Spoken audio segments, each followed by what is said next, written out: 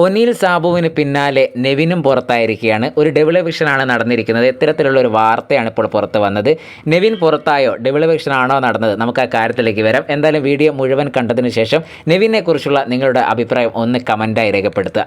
നമുക്കറിയാം big boss season 7 അത്യാവശ്യം നല്ല രീതിയിൽ തമാശയൊക്കെ പറഞ്ഞ് ചെറിയ രീതിയിൽ കണ്ടൻറ്റൊക്കെ കൊടുക്കുകയും ചെയ്ത് പ്രേക്ഷകരെ രസിപ്പിക്കുന്ന ഒരു മത്സരാർത്ഥിയാണ് നെവിൻ എന്ന കാര്യത്തിൽ യാതൊരു സംശയമില്ല.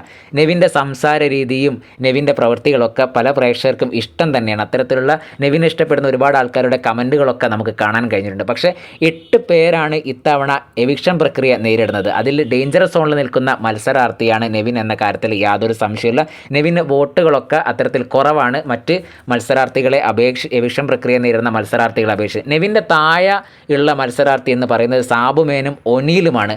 ഇങ്ങനെ നോക്കുകയാണെങ്കിൽ ഒരു ട്രിപ്പിൾ എവിക്ഷൻ എന്തായാലും വരാൻ സാധ്യതയില്ല. അപ്പോൾ ഈ ഒരു വാർത്ത എന്ന് പറയുന്നത് കേവലം ഒരു ഗോസിപ്പ് അല്ലെങ്കിൽ ജസ്റ്റ് ഒരു വാർത്തയായിട്ട് മാത്രം കണക്കാക്കാനേ എനിക്ക് പറ്റുന്നുള്ളൂ. കാരണം നെവിൻ പുറത്താകാനുള്ള സാധ്യതയില്ല. കാരണം നെവിൻ്റെ താഴെ സാബുമേനും നിൽക്കുന്നു, അതേപോലെ തന്നെ ഒനീലും നിൽക്കുന്നു. ഒനീൽ എവിക്റ്റായി എന്നുള്ളൊരു വാർത്ത വന്നിട്ടുണ്ട്. ഒരു ഡബിൾ എവിക്ഷൻ നടന്നിട്ടുണ്ടോ? ഇതുവരെ ഇല്ല എന്നാണ് അറിയാൻ കഴിഞ്ഞത്. അങ്ങനെ നടന്നിട്ടുണ്ടെങ്കിൽ, നടക്കാൻ സാധ്യതയുണ്ടെങ്കിൽ അത് സാബുമേനായിരിക്കും. അപ്പോഴും നെവിൻ സേഫ് ആയിരിക്കും.